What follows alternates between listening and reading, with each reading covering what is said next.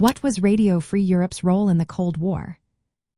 Have you ever wondered how information can shape history? During the Cold War, Radio Free Europe played a significant role in the battle of ideas between the East and West.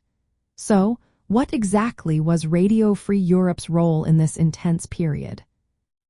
Radio Free Europe, established by the United States, aimed to reach people living under communist regimes in Eastern Europe and the Soviet Union.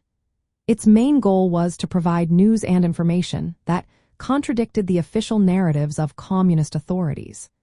By broadcasting uncensored content, Radio Free Europe challenged the control these governments had over information.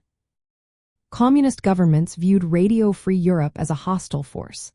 They saw it as an attempt by the United States to undermine their authority and spread anti-communist messages. The broadcasts included reports on political repression, economic struggles, and human rights violations that local media often ignored. This made Radio Free Europe a direct challenge to the communist monopoly on information. In response, communist regimes tried to block Radio Free Europe broadcasts.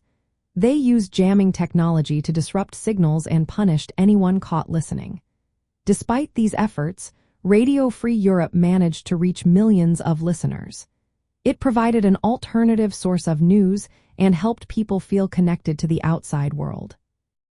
Within the framework of the containment policy, Radio Free Europe acted as a non-military tool to limit the spread of communism. By delivering uncensored news, it aimed to weaken the legitimacy of communist governments and support dissident movements.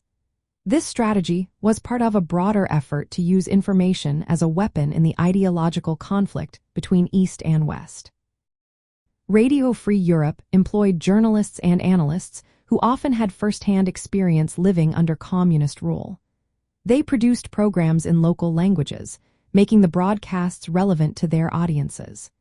This adaptability allowed Radio Free Europe to remain as a persistent challenge to communist authorities throughout the Cold War.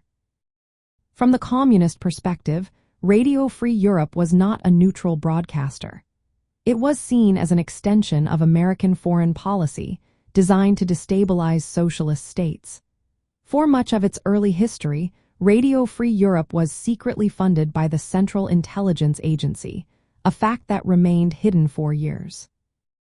In essence, Radio Free Europe's role in the Cold War was to challenge the information control of communist governments, provide alternative narratives, and support the broader goal of containing communism. While its methods were nonviolent, its impact was viewed by communist authorities as a direct threat to their control over society and ideology.